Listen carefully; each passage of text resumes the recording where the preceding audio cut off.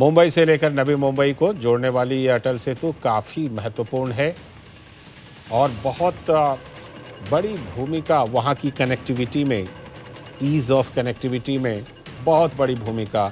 हा सागरी सेतू फक्त मुंबई आणि नवी मुंबईला जोडत नाहीये, तर मुंबईवरून जे पुणे आणि इतर पुढच्या जिल्ह्यांमध्ये जाऊ इच्छितात त्यांचं अंतर देखील आता 1 ते 1.25 तासांनी वाचणार आहे।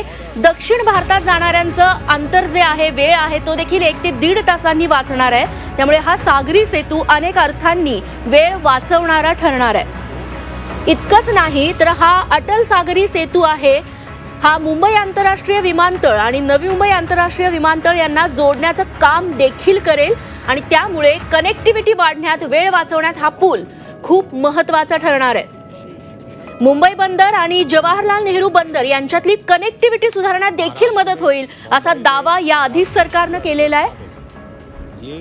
मात्र या सागरी सेतूवरून प्रवास करायचा असेल तर त्याच्यासाठी 250 रुपये टोल ठरवण्यात आलेला आहे। त्यामुळे तुम्हाला जर एकेरी प्रवास करायचा असेल, एकदा प्रवास करायचा असेल तर 250 रुपये इतका टोल भरावा लागेल। मात्र टोलची सिस्टीम देखील या अटल सागरी सेतूवरती अत्याधुनिक असणार आहे। इथे कुठेही तुम्हाला टोल नाका दिसणार नाही, कुठेही टोल भरण्यासाठी लाईनीत थांबावं लागणार नाही, तर एक असे पॉइंट्स तयार करण्यात आलेले आहेत जिथून तुम्ही पास झालात तर ऑटोमॅटिक तुमचा टोल कट होणार आहे 250 रुपये आणि त्यानंतर तुम्ही विना अडथळा या सागरी सेतूवरून सुपरफास्ट प्रवास करू शकाल। मात्र सुपरफास्ट प्रवास करताना देखील तुम्हाला वेग मर्यादेचं पालन करावं लागणार आहे, कारण या अटल सेतूवरती दर काही किलोमीटरवरती सीसीटीव्ही कॅमेरे ठेवलेले आहेत आणि असे कॅमेरे ठेवलेले आहेत जे की स्पीड मोजतात। जर तुम्ही जी निर्धारित वेग मर्यादा आहे ती क्रॉस केली, ती पार केली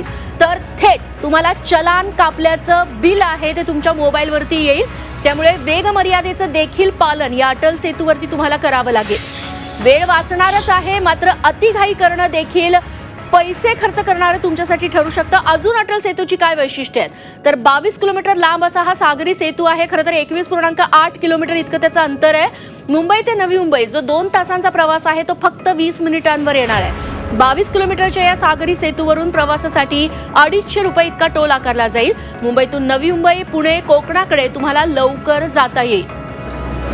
अटल सेतूवरती अत्याधुनिक वाहतूक नियंत्रण यंत्रणा कार्यान्वित करण्यात आली आहे। या सागरी सेतूवर विविध प्रकारचे सुमारे 400 सीसीटीव्ही कॅमेरे बसवण्यात आलेले आहेत। वेग मर्यादेचं उल्लंघन करणारी वाहनं कॅमेऱ्यात कैद होणार आहे। जसं की आता सांगितलं, समुद्रातील लाटा, भूकंपाचा विचार हे सगळं करून त्या अनुषंगाने सागरी सेतू बांधण्यात आलाय। 100 वर्षांपर्यंत हा सागरी सेतू सुस्थितीत राहणार आहे। तेव्हा अनेक अर्थांनी मुंबई, नवी मुंबईकरांसाठीच नाही तर आजूबाजूच्या अनेक जिल्ह्यांसाठी हा सागरी सेतू महत्त्वाचा असणार आहे।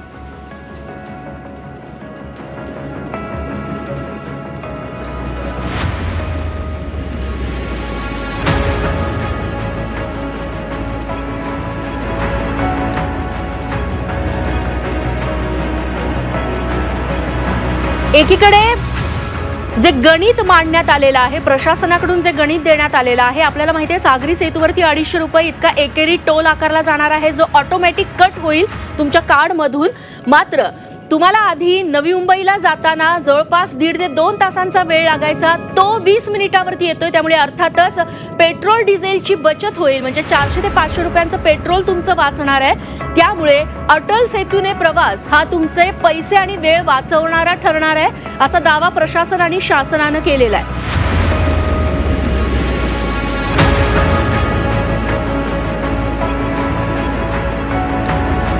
देवेंद्र कोल्हटकर आमचे प्रतिनिधी याबद्दल आपल्याला अधिक माहिती देतील। देवेंद्र, अजून कोणकोणते मोदींचे कार्यक्रम आहेत जे आता इथून पुढे होणार आहेत आणि आता नेमकं काय काय घडतंय?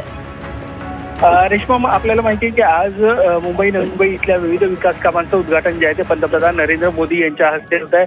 नुकतंच एक महत्वाकांक्षी प्रकल्प असलेल्या मुंबई शिवडी नावाच्या जो MTHL ट्रान्स हार्बर लिंक आहे त्याचं उद्घाटन जे आहे ते पंतप्रधान मोदी यांच्या हस्ते झालेलं आहे। इथून मोदी जे आहेत ते नवी मुंबई विमानतळ परिसर इथे मोदींची सभा होणार आहे, त्या ठिकाणी पोहोचणार आहेत आणि सभेला संबोधित करणार आहेत। प्रामुख्याने सध्या महाराष्ट्रातलं जे काही राजकारण समाजकारण आहे किंवा आगामी निवडणुका आहेत या पार्श्वभूमीवर मोदी काय भाष्य करणार, काय बोलणार याकडे सगळ्यांचं लक्ष असेल.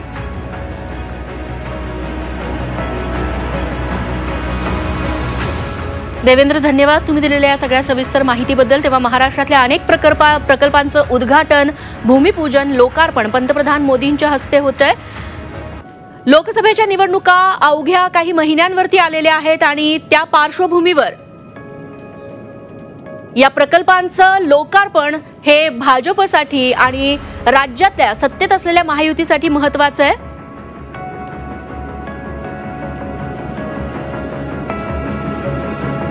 सागरी सेतूच्या उद्घाटनानंतर पंतप्रधान मोदींच्या हस्ते ईस्टर्न फ्रीवेच्या अंडरग्राऊंड रोड टनेलची देखील पायाभरणी होणार आहे अशी माहिती मिळते. तेव्हा अनेक भरगच्च कार्यक्रम मोदींच्या या महाराष्ट्र दौऱ्यात दरम्यान आयोजित करण्यात आलेले आहेत.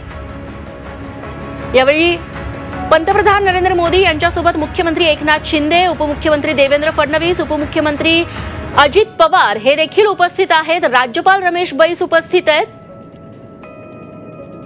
संबंधित प्रशासनाचे अधिकारी अटल सेतूबद्दलची सगळी माहिती पंतप्रधान नरेंद्र मोदींना देत आहेत.